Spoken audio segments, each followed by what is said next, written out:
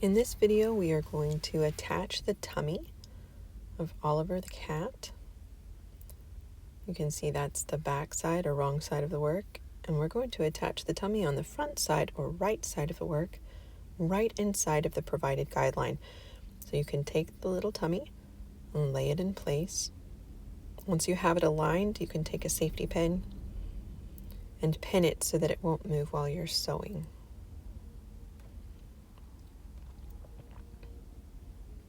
I like to be sure that my safety pin is a little away from the edge so that it doesn't get tangled up while I'm working on my running stitch.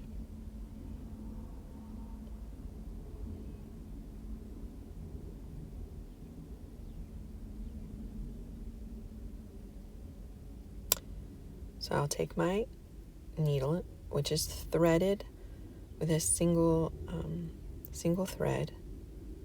You can use a single or double threading for this project. And I have videos on the YouTube page for both how to single and double thread the needle. Now when I start my first stitch, I want to start it from the back so that my knot is in the back of the work so that you don't see the knot. You always want to try to hide your knot or bury your knot behind or between the layers of fabric. And I'll just begin a running stitch and move around the outer edge of the tummy with about a 1/8 inch seam allowance. Your seam allowance is the space between the edge of the fabric and where your stitches are. So for this, I want about an 1/8 inch between the edge of the fabric and where my stitches are going. If you need a refresher on how to do a running stitch, I do have a video about how to do a running stitch.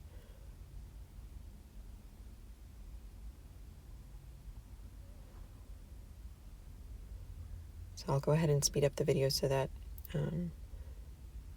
you can see the process, but it doesn't take as long.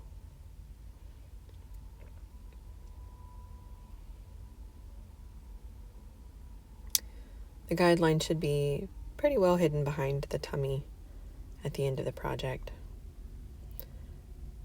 We'll just stitch along that outer edge. Once you reach about midway through the tummy and stitching it on, you can choose to remove the safety pin. I know sometimes the safety pin can kind of get tangled up with the thread. So once you've reached about this point, you could choose to take the safety pin out, and it's just one less thing to get tangled up in. I'm going to go ahead and work my way around the outer edge, trying to make those running stitches as evenly spaced as possible.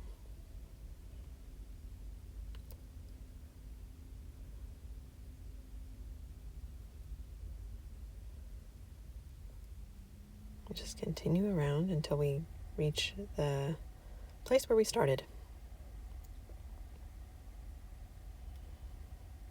As we reach the first stitch, we want to try to space our stitches so that they'll kind of match up. Kind of adjust the length of the stitches so that they'll sort of fit in the space between.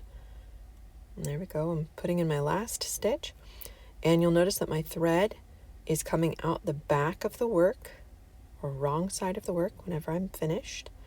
And I want to pick up just a little piece of the fabric on the back, just a tiny piece, right where that thread is coming out.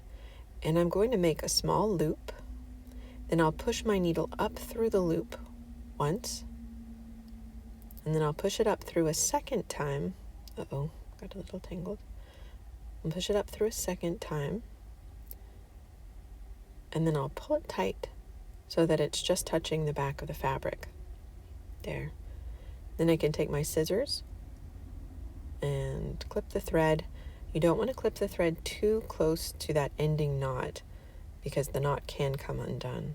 You always need to end with an ending knot when you're sewing, otherwise those stitches might just come completely unraveled. And there we go. The tummy has been stitched on.